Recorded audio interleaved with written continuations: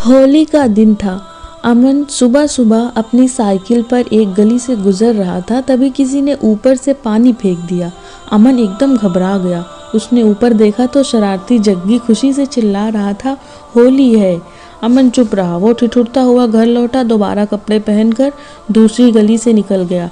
वास्तव में अमन अस्पताल में अपने परदादा जी के लिए घर से दूध लेकर जा रहा था। उसके परदादा जी पिछले कुछ दिनों से अस्पताल में दाखिल थे। उन्हें सांस की तकलीफ थी।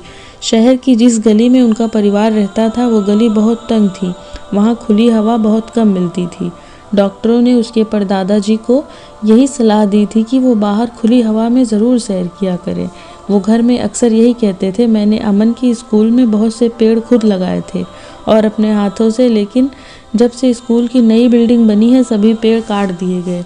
अब साफ और ताज़ा हवा कहाँ से आए? हर तरफ धुआं ही धुआं, प्रदूषण ही प्रदूषण। परदादा जी ज़्यादा बोल ना पाते, उनकी सांस फूलने लगती। अमन बेबस होकर देखता रहता, उनकी पीठ सहलाता रहता। ऐसे ही सड़क पर लगे वृक्षों के साथ हुआ था। कुछ लालची लोगों ने उन पर बुरी नज़र पड़ गई। अमन परदादा जी को अस्पताल में दूध पिलाकर फिर घर लौट आया। तब तक उसके पापा भी अस्पताल में पहुंच चुके थे। अमन ने आकर देखा, उसके सभी साथी हाथों में पिचकारियां लेकर एक दूसरे को रंग रहे थे। अमन ने पिछले साल खूब होली खेली थी, लेकिन ऐसा मजाक किसी के साथ नहीं किया था जिससे किसी का मन परेशान हो। अमन, तुम होली क्यों नहीं खेल रहे? दूसरी गली आए दीपक ने उससे पूछा।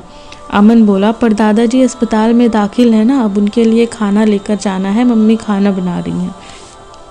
अमन अस्पताल में खाना देकर फिर वापस आया। उसने देखा जग्गी फिर शरारतें करता आ रहा था। उसके पास कई गुब्बारे थे जिसमें रंग वाला पानी भरा था। जग्गी ने गली से गुजर रहे एक बुजुर्ग रिक्शा वाले की पीठ पर गुब्बारा मारा। इससे पहले कि रिक्शा वाला उससे गुस्सा होता, वो तेजी से गली में भाग गया। अमन परदादा जी की खराब होती हालत और सेहत को लेकर उदास था। उसने एक योजना सूझी। अब उसके दोस्त रंजन और मधुर के पास आया। ये दोनों उसके खास दोस्त थे। उन्हें भी अमन के परदादा जी की बीमारी के बारे में पता था। अमन ने अपनी योजना के बारे में दोस्तों को बताया तो वो खुश हो गए। इस नेक कार्य में उन्होंने अन्य साथियों को भी शामिल करने की बात कही। मधुर अपनी बड़ी दीदी पम्मी को बुला लाया। वो 5वीं कक्षा में थी। उसको योजना का पता चला तो वो खुश हो गई। उसके मुँह से निकला, वाह।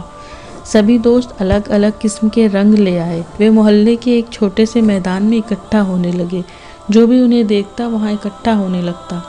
अब अमन ने अपने दोस्तों की मदद से ज़मीन पर रंग बिरंगे अक्षर में कुछ लिखा। फिर उसने पास के किसी घर के 8-10 पुराने अखबार मंगवा लिए। ज़मीन पर लिखे अक्षरों से उन्हें ढक दिया। अपनी योजना के अनुसार अमन ने कुछ दोस्तों को वहीं पर रहने दिया। फिर रंजन और मधुर के साथ नगर पालिका के अध्यक्ष जी के घर गए। अध्यक्ष जी का घर उसी मोहल्ले में ही था। नगर पालिका अध्यक्ष मन ही मन हैरान थे। सोच रहे थे, पता नहीं बच्चे उन्हें कहाँ लेकर जा रहे हैं। अध्यक्ष जी के साथ मोहल्ले के कुछ सज्जन भी आने लगे। उनमें जग्गी भी था। जब तक जग्गी को भी अमन के परदादा जी के बीमार होने का पता चल गया था। उसने अमन से ऐसी घटिया हरकत के लिए माफ़ी मांगी। अब अमन नगर पालिका अध्यक्ष जी से बोला, अंकल जी, आप सभी अखबार अपने हाथ से उठाएं और हमारी कला का मुहूर्त करें। नगर पालिका अध्यक्ष जी ने जो ही सभी अखबार उठाए और लिखे शब्दों को ऊंचे स्वर में पढ़ने लगे। पेड़ों बिन सूना संसार, पेड़ों से रंगीन त्योहार। इन पंक्तियों को पढ़कर अध्यक्ष जी बोले, बच्चों, होली के दिन इन रंग बिरंगे खूबसूरत अक्षरों ने मुझे सोचने पर विवश कर दिया है। आपका ये संदेश केवल मेरे लिए है। हम अपनी प्राकृतिक धरोहर को बचाएं। पेड़ पौधे होंगे तभी मनुष्य जिंदा रह सकेगा। अध्यक्ष जी ने सभी बच्चों के चेहरे पर थोड़ा गुलाल लगाया, खुद भी लगवाया।